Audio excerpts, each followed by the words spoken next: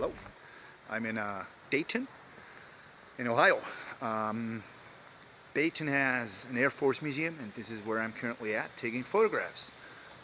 This is the third hall I currently see full of aircrafts. Really, it's phenomenal. It's really great. I like that here.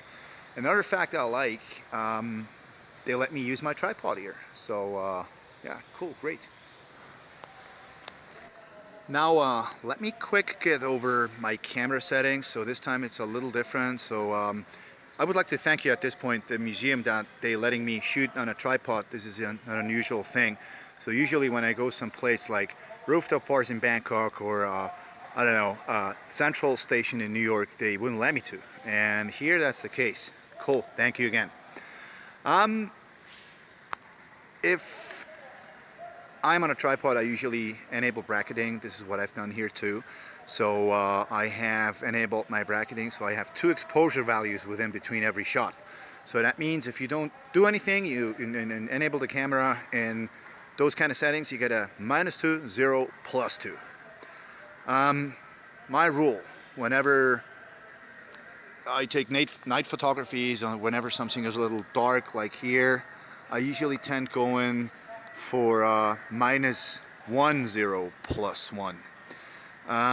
Not here. I try something completely new. This is called the exposure compensation.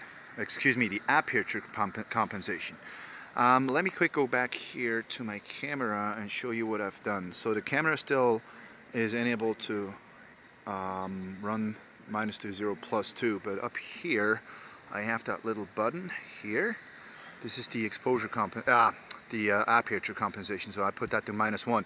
So what does this do? This actually resets the anchor point to by -1. So I don't have -2, 0, +2. What I have now is -3, -1, +1.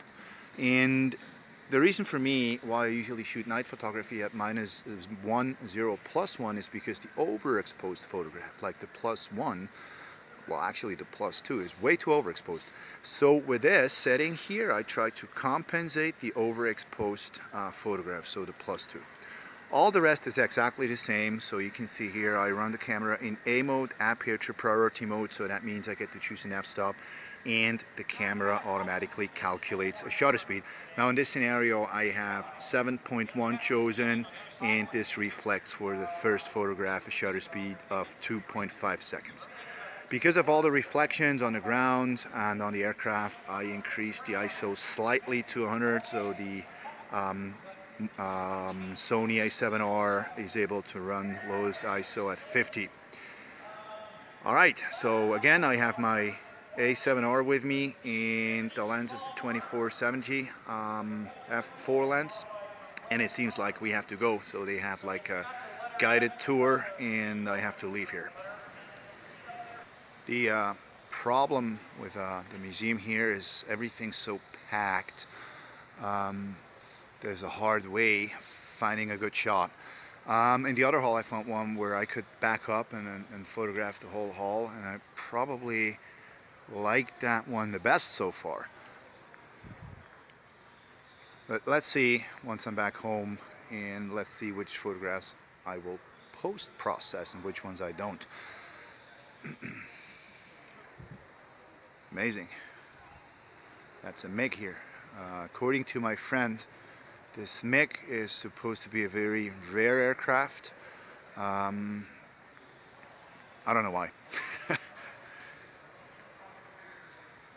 Cool. Behind there's the F-15. I think this is the aircraft they used for the movie Top Gun. Great, look at that. This is really cool.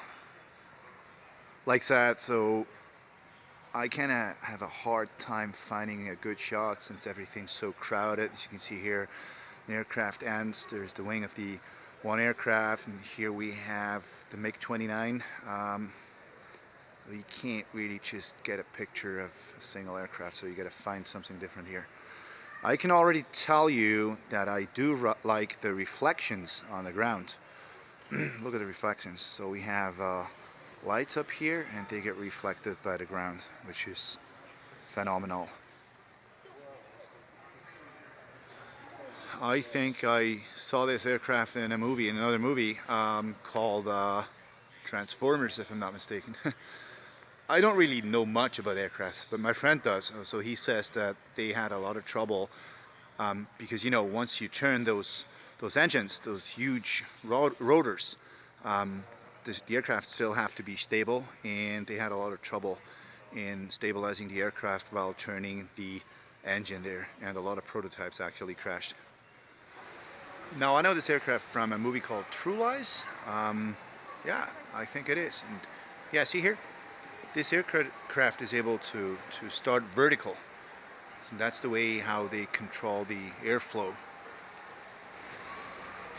And it seems like I found another aircraft that I know from a movie, and I think this time it's the Expendables, if I'm not mistaken. So I gotta rewatch that movie once I'm home.